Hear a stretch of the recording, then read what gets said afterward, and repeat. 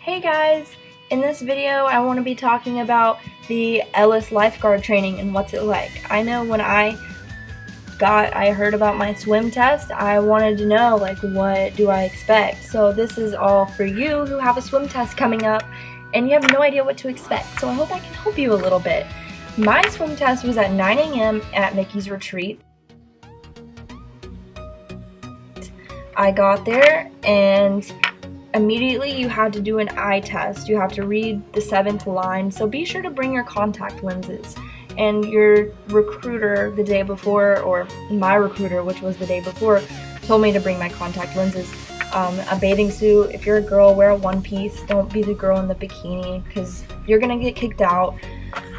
You have to represent that Disney look. And bring sunscreen. You'll be out in the sun for a while. And bring water and some snacks like food and stuff. It didn't last long, but it is hot here in Florida, so bring that. So what is it like? If you are a shallow lifeguard, shallow water lifeguard, you just swim 2 laps. You swim 50 yards, and then you pick up a 10-pound brick.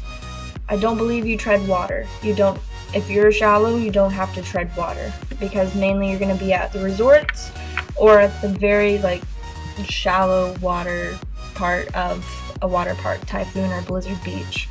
If you're a deep guard, which I had the pleasure of being a deep guard, you swim 8 laps. So you touch the wall 4 times on each wall.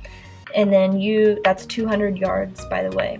You have to tread water for 2 minutes, and you can kick your feet, you can do whatever as long as you keep your hands above the water.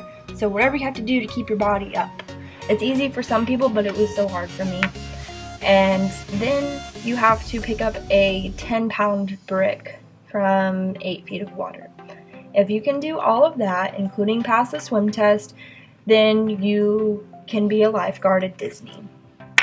After you pass your swim test, you will be assigned to do your Ellis Lifeguard training, which is your CPR training and your choking training. All of that safety stuff they cover at Ellis. So what is Ellis? Disney uses Ellis as a vendor, I assume, to teach us lifeguards and other safety people about CPR and drowning victims. But for Ellis Lifeguard training, as I said before, come in a one-piece if you're a girl.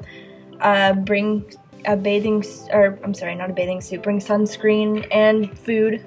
You will be hungry. It's about 10 hours for 3 days. That's for everybody, whether you're shallow or deep.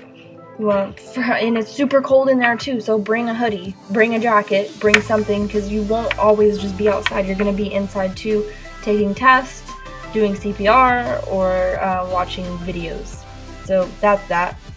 And another, just a warning, you're going to be watching a video. It's called Touched by Drowning, and you will actually see a victim actually drown, and he is dead. So that kind of disturbed me. I cried a little bit because they have a motivation for you to be a lifeguard. So it's not just like, oh, it's 5 minutes before my shift, I'm not gonna scan my water anymore. No, it is very intense because you think about if you have a little sibling or think about a kid you care about. How would you feel if that kid drowned in your watch? Your little brother, your little sister, your nephew, your niece. Think about every kid at Disney or every person at Disney as that person. That is your motivation to get through your speech. I cried because I have 2 siblings and it hit way too close to home for me. After that, you will be learning all about CPR. That's the 2nd day. The 1st day you're going to be in the water. You'll learn about basic saves like front dry, where you hold the tube and you push it under the person's arm because they will be attacking you and stuff. So you push it under the person's arm and then you push them all the way back to the wall into safety. The shallow guards and the deep guards separate for a little bit. The deep does more saves in the deep water. The shallow does more saves in the shallow water. But everybody learns the same thing as long as shallow is not doing deep. And yeah. The 2nd day is all about CPR. You will be doing Spinal extractions also on the final day. You'll be spiking the backboard in the water and getting people out for people who need to be rapidly extricated or they have some kind of neck injury. CPR is the biggest part of day 2, as well as a little bit of day 3. You're doing a little bit of review.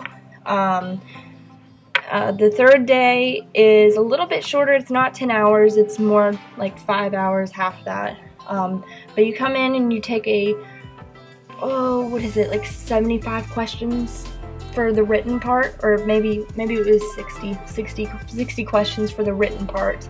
And then they call you over and you do your CPR test. The CPR test is very easy. If you paid attention, they give you a study guide.